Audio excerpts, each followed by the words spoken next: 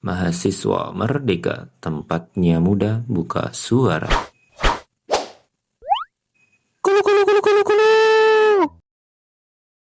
Assalamualaikum warahmatullahi wabarakatuh. Waalaikumsalam. Salam Om Swastiastu, Namo Buddhaya, salam kebajikan. Tabi pun. Halo Bung dan Sarinah semuanya.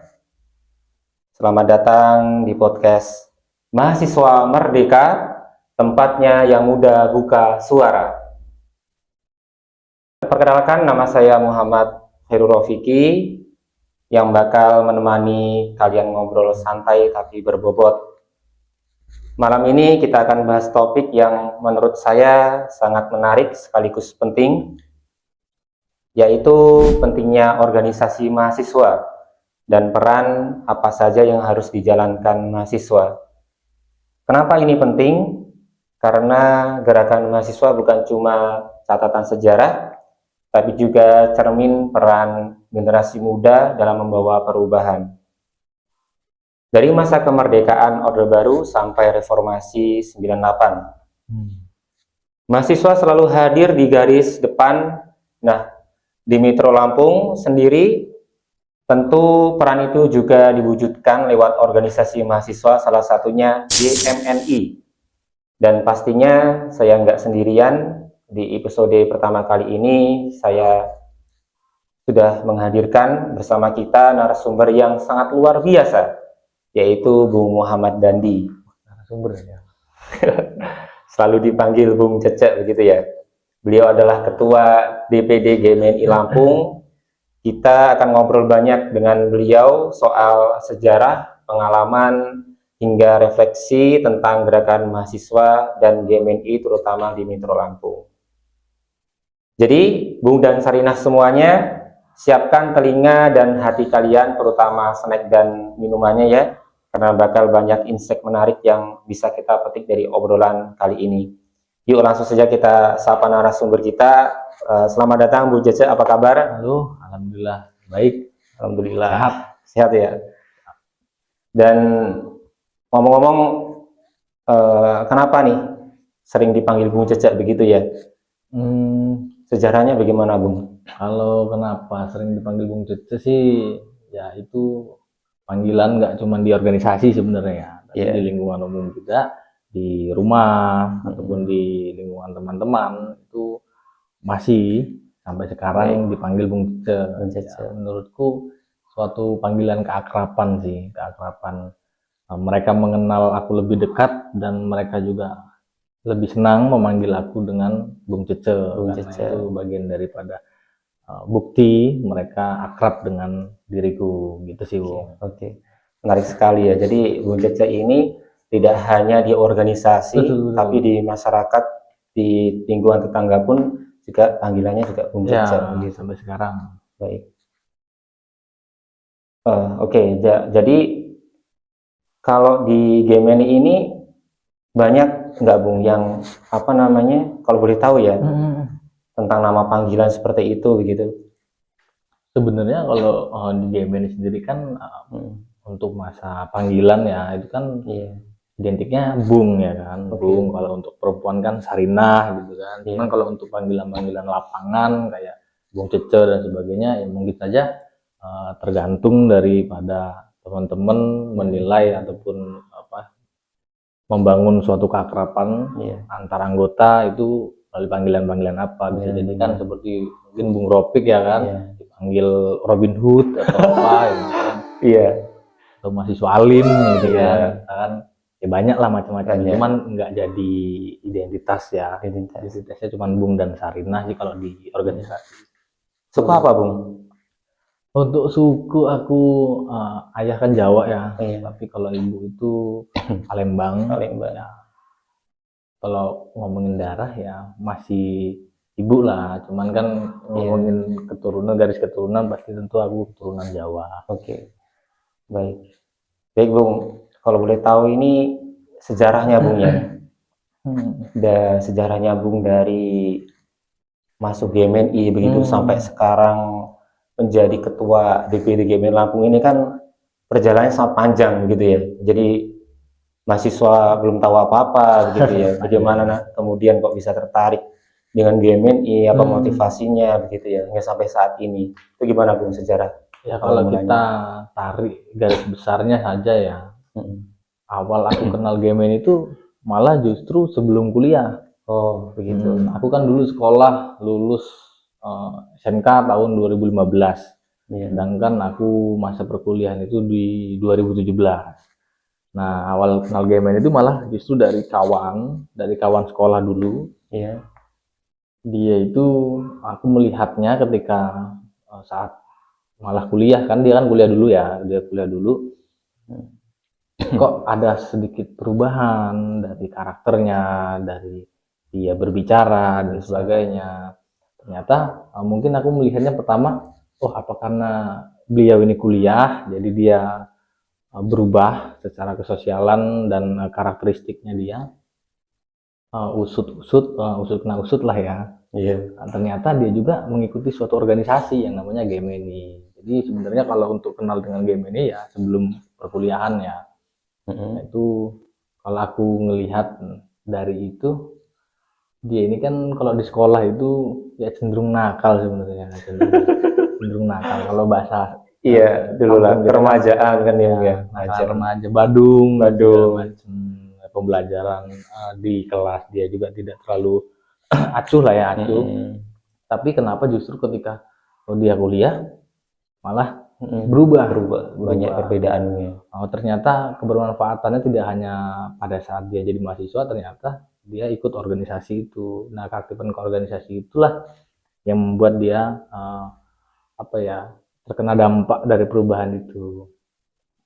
Kalau untuk kita teruskan dari mengenal GMNI-nya, ya masuk kuliah itu sebenarnya sudah dipersiapkan untuk udahlah aku nanti kalau masuk kuliah berorganisasinya GMNI aja. Tapi di 2017 awal memang kita kan aku masuk proses pengenalan organisasi itu namanya PPAB. Di GMNI kan pengenalan organisasinya namanya PPAB. Itu di Bandar Lampung karena memang GMNI pada saat itu masih baru hadir di Bandar Lampung. Sebelum ada di Metro ya, maupun di Pringsewu lah, sekarang kan ada di Pringsewu.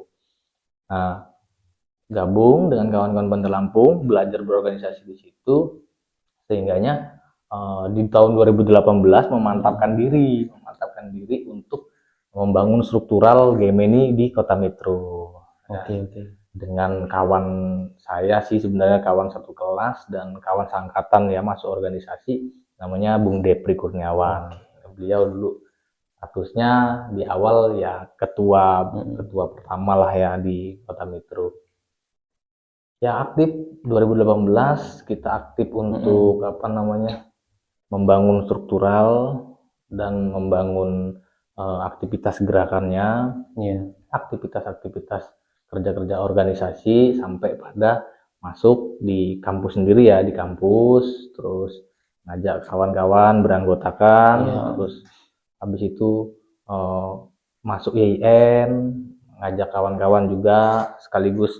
Dulu kan memang kebutuhannya struktural kepengurusan juga, jadi ngajak dari kawan-kawan YIN untuk masuk kepengurusan, membangun komisariat. Kalau komisariat itu kan tingkatannya di kampus ya, kampus, di fakultas ataupun jurusan. Jadi dulu dua komisariat itu dari Dharma Wacana dan YIN. Seiring berjalannya waktu hadirlah masuk dengan kawan-kawan yang mempelopori dulu namanya Sinta Wulandari, satu angkatan tapi masuk organisasinya memang menyusul.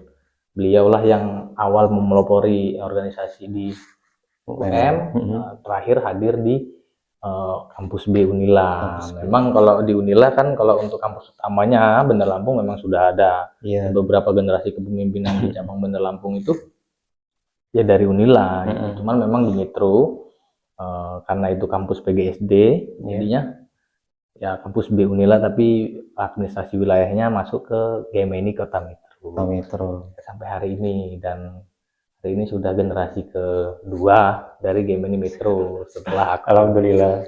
Berarti ini Bu Cece ini pertama ya yang mempelopori yang bahasanya itu yang buka lahan. Kalau dulu itu bahasanya seperti itu ya, buka lahan. Alas lah. Gitu. Jadi seperti itu Ya, kalau untuk game ini di Kota Metro, salah satunya aku dan kawan saya tadi, namanya Bung Depri Kurniawan. Baik.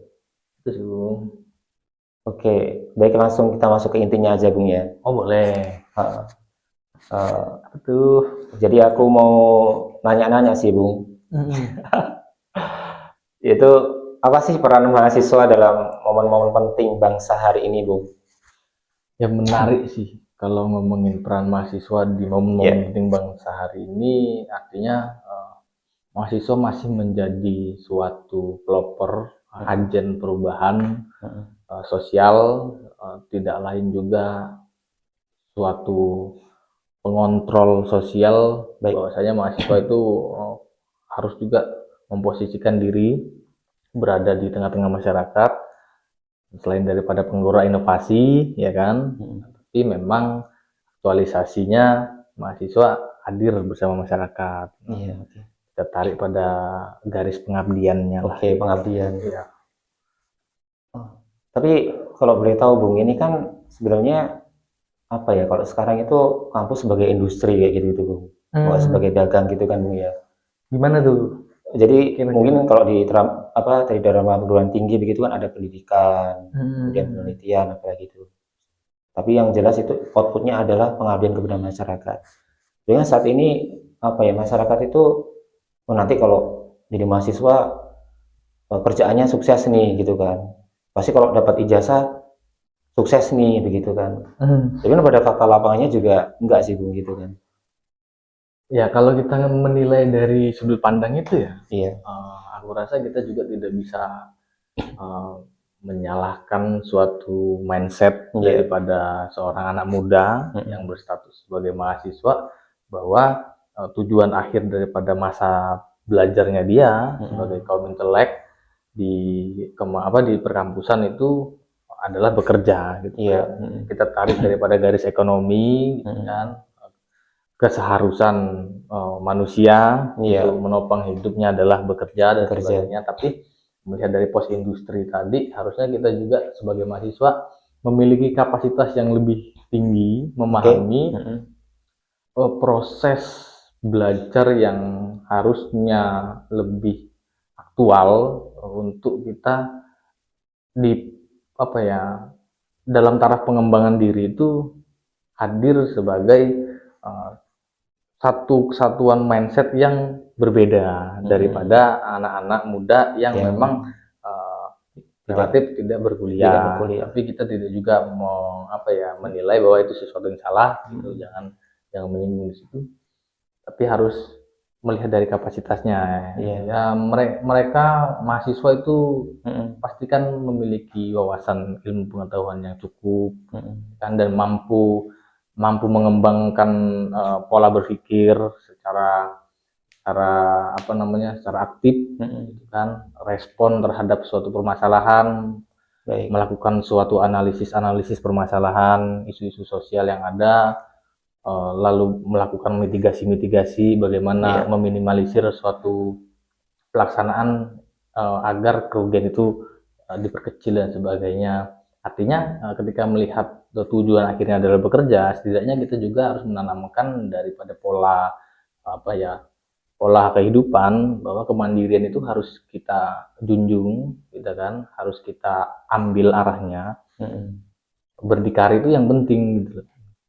Nah, menggapai kemandirian ini juga harus dibarengi dengan kapasitas pemahaman yang cukup gitu kan, dan saya rasa mahasiswa pantas terhadap itu, dan pantas juga mendapatkan suatu pekerjaan yang layak dengan statusnya kan gitu. Itu sih. Jawaban yang sangat luar biasa sekali ya.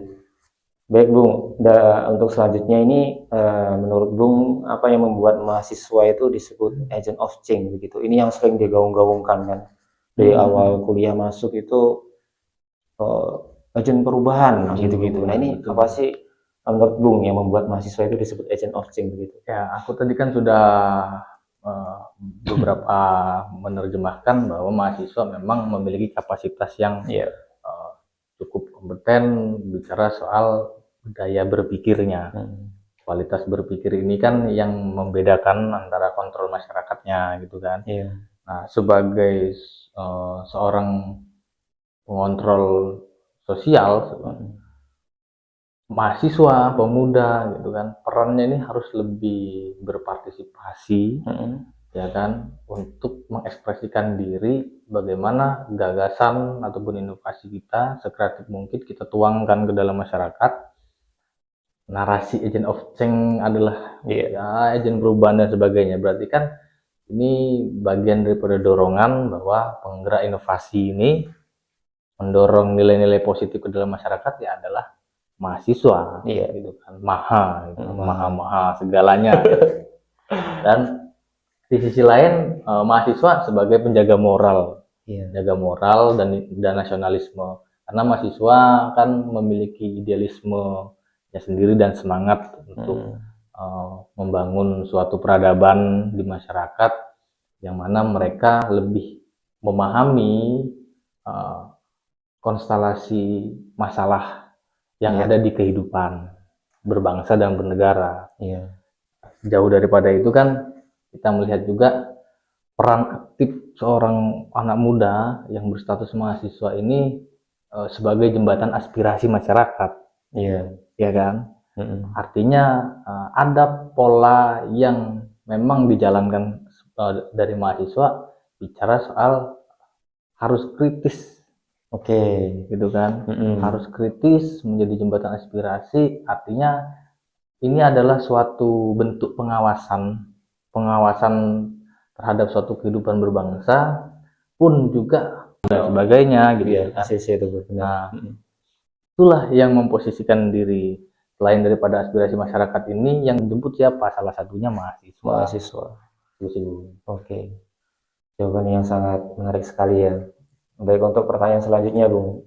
Apa tantangan gerakan mahasiswa Indonesia di era sekarang, Bung?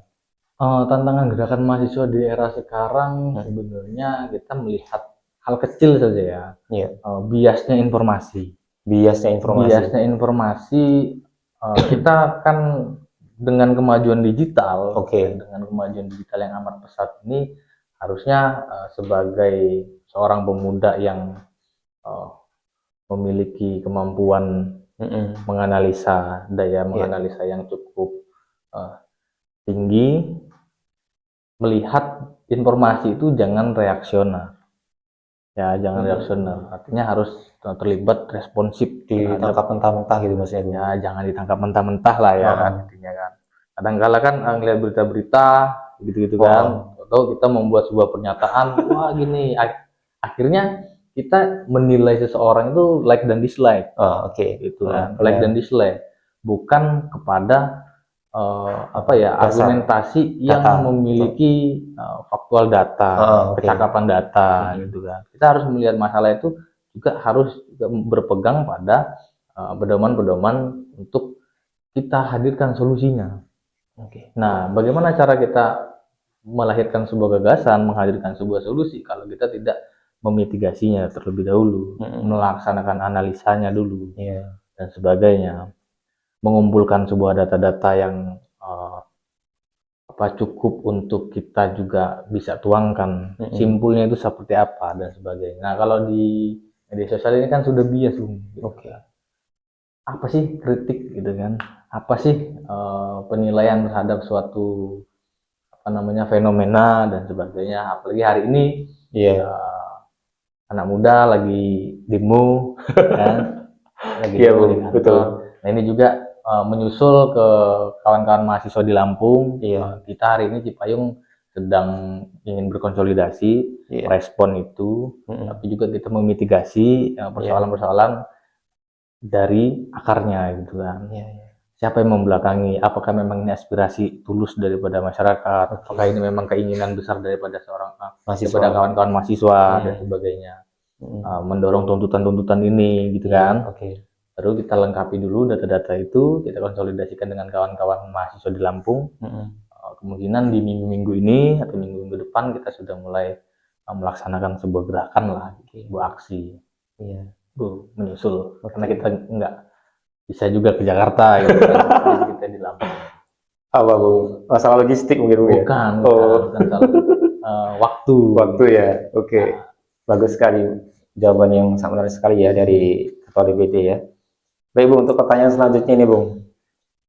Kapan GMNI pertama kali hadir di Metro Lampung Bung? GMNI Metro Iya. pertama kali hadir tadi kan aku udah cerita ya. Sekitar di tahun 2018-an kita apa namanya, lengkapi struktural, ya kan. Terus mengadakan pengenalan terhadap organisasi, karena mungkin awam ya, mahasiswa di Metro pasti awam, apa sih organisasi ini gitu kan. Tapi mungkin saja kalau kawan-kawan organisasi eksternal lainnya kan pasti sudah tahu. Cuman memang kehadiran GMNI di Metro kan memang dari 2018 itu Bung. Walaupun ada beberapa histori dulu pernah coba masuk di tahun 2005-an, 2005 terus 2009 pernah coba masuk, cuman gagal. Oh iya, akhirnya gongnya di 2018. Ada keseriusan di situ untuk membangun organisasi di, dan sampai sekarang ini Bung ya. Alhamdulillah masih jalan ya, GMNI Metro masih jalan. Iya, oke. Baik Bung, selanjutnya siapa tokoh atau senior yang berperan besar dalam membangun GMNI di Metro? Siapa tuh? Ya kalau ngomongin tokoh atau senior ya, kalau kita kan katakan alumni lah ya. Iya, tentunya semua alumni berperan besar dalam mendampingi, membimbing adik-adiknya ya untuk mencoba mengaktifkan nuansa gerakan di Kota Metro melalui organisasi GMNI kan gitu. Semua alumni berperan besar. Cuman memang untuk cikal bakalnya tetap bicara soal pembangunan komisariat, struktural dan sebagainya, maupun program-program kerja organisasi. Ya saya tidak menghilangkan nama besar Depri Kurniawan selaku ketua pertama ya. Dan saya juga tidak mau menyombongkan diri bahwa kita berdua sama-sama dari awal membangun itu. Ya kalau dibilang ketokohan saya masih aktif, jadi saya belum bisa disebut tokoh gitu kan. Bung Depri mungkin ya sebagai tokoh pertama lah, pelopor pertama Bung Depri. Ya, Depri Kurniawan. Baik, selanjutnya Bung, pertanyaan selanjutnya. Apa kontribusi nyata GMNI Metro dalam isu-isu sosial, politik, atau kemasyarakatan? Ya, aku ngomong kontribusi GMNI Metro ya, kontribusi GMNI Metro. Mungkin aku menceritakan pada zamanku ya, gitu kan. Hari ini kan, mohon maaf aku sudah ganti pengurusan, tidak berada di kepengurusan GMNI Metro. Hari ini aku ada di provinsi ya kan. Mungkin pada saat itu kontribusi sosial tetap kawan-kawan itu melakukan pendampingan desa, mana di situ ada beberapa wilayah-wilayah konflik lahan, entah itu dengan negara, entah itu dengan suatu perusahaan, gitu kan. Masalah-masalah ini yang sedang dan sampai hari ini masih kita kawal, gitu kan, masih kita kawal. Berikut dengan beberapa kali kita berkegiatan pemberdayaan desa, pembinaan pendidikan anak untuk edukasi, pun bicara soal pemberdayaan ekonomi dan pemberdayaan kesehatan. Kita melalui mitra-mitra, bisa misalnya mitra-mitra dengan stakeholder pemerintahan untuk mengaktualisasikan dan program-program dari pemerintah untuk kita dorong gitu kan, bersama berkolaborasi di bidang-bidang tertentu. Tapi sampai hari ini masih kita mengawal, dan ini juga ada beberapa desa juga yang memang kita masih tetap hadir di situ. Kemarin terakhir kita buka posko perjuangan di Tanggamus untuk kita kawal masalah konflik lahan dengan Pertamina, dengan perusahaan. Jadi memang benar-benar mahasiswa ini harus berkontribusi untuk masyarakat ini. Pengabdiannya memang harus segitu ya, agent of change tadi ya. Karena jembatan aspirasi. Baik Bung, jawabannya sangat luar biasa. Selanjutnya Bung, apa tantangan GMNI begitu ya, GMNI Metro dalam menjaga eksistensinya di era digital saat ini? Digital. Sebenarnya tantangan Gemini Metro ya. Nah, ini mungkin pesan ya kan. Iya, oke. Pesan kepada Gemini Metro hari ini kan. Silakan, silakan Ketua. Pesan kepada Gemini Metro hari ini dalam menjaga suatu eksistensinya. Di sisi lain penguatan sumber daya. Oke. Secara keanggotaan, kader dan anggota itu harus juga terus ditingkatkan. Selain daripada mengembangkan potensinya, potensi secara individual, tetapi pengembangan daripada aktivitas-aktivitas diskusi untuk penguatan literasi, ya kan, ilmu pengetahuan dan proses penyadaran kepekaan sosial. Itu yang harus jadi poin-poin penting untuk menjaga eksistensi game ini, yang mana game itu harus selalu tampak dan berwatak kerakyatan. Oke. Artinya kan juga harus apa yang dilakukan organisasi game ini juga harus berdampak kepada masyarakat. Tetapi di situ juga harus kita bekali, ya kan, daripada ilmu-ilmu pengetahuan. Kalau tidak dibekali, ya jalannya kosong dong. Iya. Gitu kan. Mungkin itu. Dan melihat daripada proses daripada era digital hari ini, peran-peran media sosial juga perlu ditingkatkan gitu kan. Termasuk mungkin salah satunya podcast ini saya apresiasi pada kawan-kawan UIN Jusila. Iya, begitu. Terima kasih yang beranggota Gemini Metro menghadirkan suatu inovasi untuk mensosialisasikan organisasi Gemini melalui podcast. Ini yang harus didorong gitu kan. Semoga ke depan memang ada perkembangan ya kan. Dari proses-proses itu dan menghasilkan lah. Mudah-mudahan gitu kan. Iya, amin Ketua. Itu sih Bung. Oke. Baik. Dan ini menjelang sebelum akhir Bung, yaitu tentang refleksi dan harapan begitu ya. Yang pertama itu menurut Bung, apakah peran mahasiswa saat ini masih sama pentingnya seperti dulu? Ini kan perbedaan zaman begitu ya, dari zaman mungkin dulu Bung, saya atau sebelum Bung begitu kan ya. Nah ini apakah masih pentingnya seperti dulu gitu? Kita melihat daripada transisi zaman ya, ya kan, era dari kita tarik mungkin dari jauh era kemerdekaan sampai sekarang era modern gitu kan, melalui beberapa fase dari global gitu kan, dan beberapa fase juga dari tragedi-tragedi yang ada di bangsa Indonesia, juga tidak luput dari tolak ukurnya mahasiswa gitu kan. 60-an mahasiswa juga berperan aktif dalam proses transisi, 90-an, 98 itu juga berperan aktif dalam proses transisi. Pun demikian ya, masih aktif-aktifnya begitu. Tadi apa? Yaitu lebih apakah masih penting? Masih penting ya. Mau dibilang penting ya memang sangat penting. Gitu kan. Mahasiswa itu menjadi bagian daripada daripada membangun suatu peradaban bangsa Indonesia ini. Kalau tidak ada mahasiswa, di mana kritik sosialnya? Di mana kontrol sosial itu? Iya, betul. Di mana ya proses-proses penyadaran kepada masyarakat? Kita kalau tidak melibatkan mahasiswa atau hanya peran pemerintahan aja lah misal, itu menurut kita ada suatu ketimpangan terhadap hubungan dengan masyarakat. Jadi menurutku mahasiswa harus tetap memposisikan berada tepat di tengah-tengah itu. Agar apa?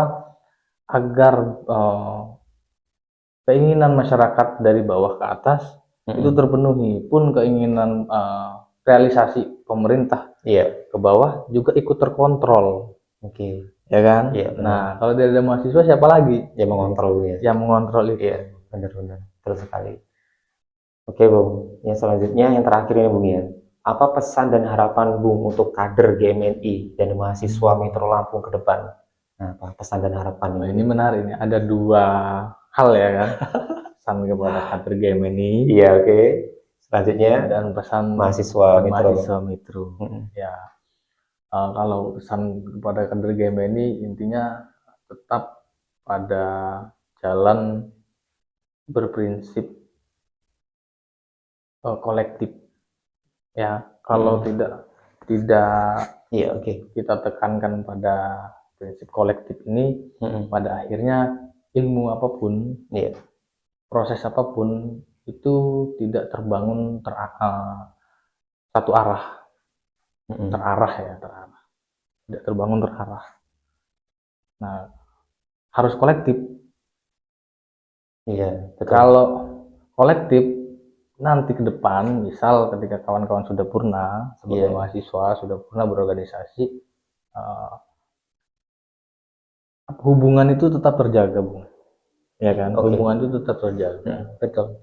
Nah, sudah selayaknya teman-teman nanti ketika selesai dan purna itu kan ikut berkontribusi toh. Berkontribusi terhadap organisasi, menghidupi organisasi dengan nuansa lain lah gitu kan. Kalau kita sekarang sibuk masalah proker dan sebagainya, nanti sudah selesai kita sibuk berkontribusi, baik itu apa namanya waktu dan sebagainya, itu harus tertuang. Nah, kalau tidak ada prinsip kolektif, yang ada nanti menghilang dari peredaran, tidak fokus dan tidak konsen untuk menghidupi organisasi dan sebagainya. Nah, ini yang harus tetap dijaga. Dan itu pesan buat kader-kader GMNI. Gotong royong mulai. Gotong royong. Dari segi keilmuan maupun hal lain-lain lah. Oke. Agar tidak terciptanya ketegangan suatu komunikasi. Walaupun ada perbedaan, ya itu biasalah, kita ini bebas aktif. Perbedaan.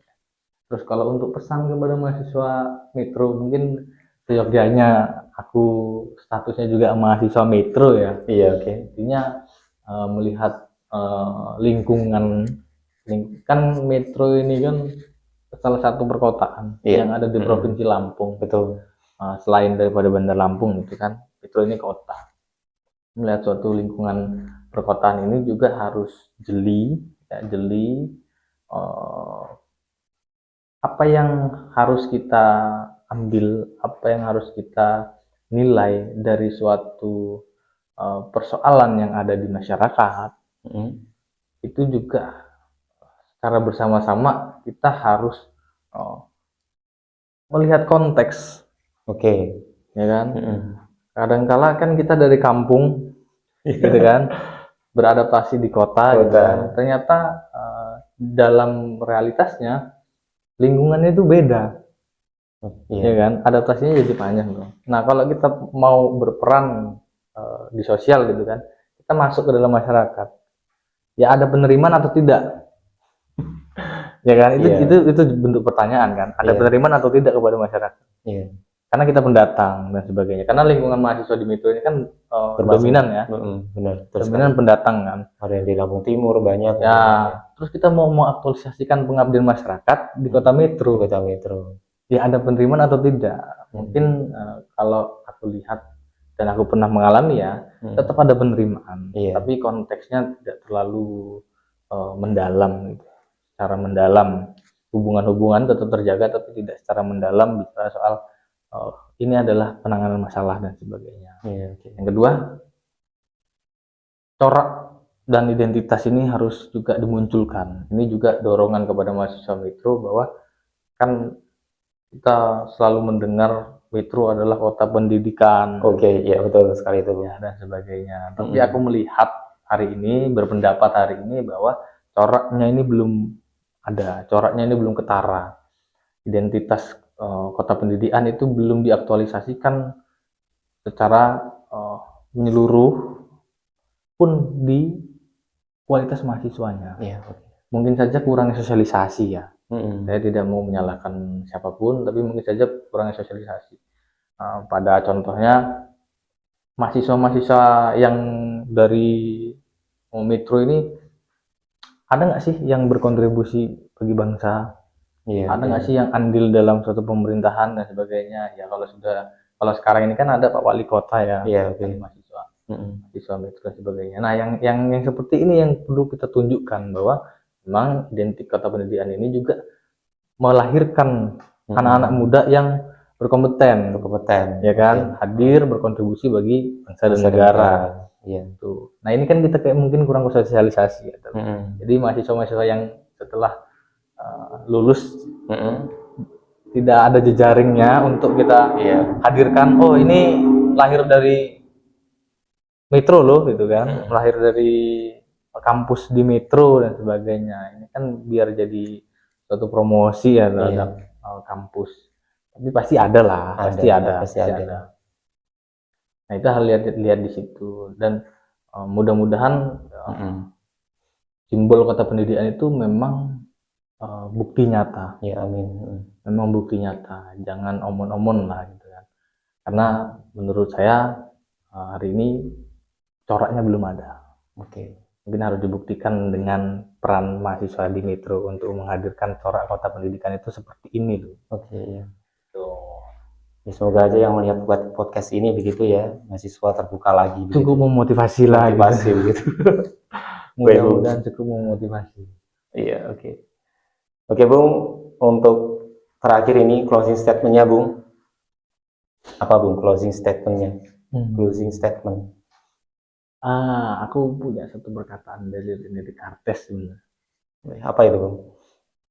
Dubitu ergo cogito ergo sum. Aku ragu, maka aku berpikir, maka aku ada. Nah ini mungkin pesan bermakna bagi seorang pemuda bahwa selagi kita punya daya berpikir, selagi kita hidup, gitu kan, maka jangan tinggalkan pikiran-pikiran yang nilainya itu tertuang untuk masyarakat. Oke, keren sekali ya closing statement-nya ini. Baik, untuk apa namanya Bung Devri tadi sama satunya yang apa? Devri Kurniawan. Ya Bung Devri. Terus yang satunya namanya siapa Bung? Maaf.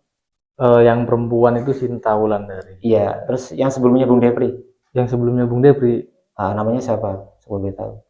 Kan Bung Devri terakhir ya. Iya. Yang Bung Devri pertama. Iya. Bung sendiri termotivasi untuk masuk kuliah kemudian. Itu awal aku kenal game ini ya. Iya. Itu dari kawanku sekolah. Namanya Putrajaya. Iya. Putrajaya. Putrajaya. Apa Bung? Mungkin kata-kata untuk mereka berdua ya atau mereka bertiga. Iya, mungkin kan Bung sendiri akhirnya masuk ke GMNI, termotivasi untuk kuliah, gitu kan ya. Itu kan hidayah Bung ya. Betul. Yang sehingganya sampai sekarang Bung menjadi ketua DPD begitu ya. Apa? Terus kemudian Bu Depri itu masih perjuangan dulu membuka lahan GMNI Lampung. Apa kata-katanya untuk mereka? Ini cukup dramatis ini ya. Kata-kata untuk rekan-rekan perjuangan saya. Untuk Putra lah ya, untuk Putra. Bung, thank you udah mengenalkan organisasi GMNI kepada diriku. Thank you juga sudah menghadirkan suatu hidayah, suatu hidayah untuk diriku sepenuhnya mengabdikan diri kepada bangsa dan negara melalui pembelajaran yang ada di organisasi ini. Dan karakteristik ini masih dan aku tuangkan ke dalam prinsip hidupku bahwa tidak ada pengecualian lain selain aku bermanfaat bagi manusia lain. Itu. Semoga Bung Depri sama Bung Putra ya. Putra. Sama ini Sarina sama tadi Cinta. Iya. Semoga mendengar begitu ya. Amin. Jangan baper gitu Bung. Dramatis ini. Ampun. Baik. Sangat luar biasa sekali obrolan kita malam ini. Ya begitu Bung ya. Banyak sekali pelajaran yang bisa kita ambil tentang tentang mahasiswa gitu ya di Indonesia, sampai bagaimana GMNI hadir dan begitu berperan di kota Metro Lampung. Terima kasih Bung Ujica. Siap. Terima kasih banyak atas kehadirannya. Sama-sama. Ya, dari Ketua DPD Gaming Lampung yang sudah meluangkan waktu berbagi cerita, pengalaman, dan refleksi bersama kita. Semoga obrolan ini bisa menjadi inspirasi buat kawan-kawan semua, Bung dan Serina semuanya, baik di Kota Metro maupun di seluruh Indonesia, begitu ya? Ya, harus. Khususnya di Metro Lampung, bahwa sejarah bukan hanya cerita masa lalu, tetapi juga pijakan untuk melangkah ke depan. Baiklah, saya Muhammad Khairul Rafiqi, pamit undur diri. Sampai jumpa di episode berikutnya. Tetap semangat, tetap kritis, dan jangan lupa mahasiswa adalah agen perubahan. Baik, Merdeka, GMNI, Marhen. Dan akhirnya, wassalamualaikum warahmatullahi wabarakatuh. Salam.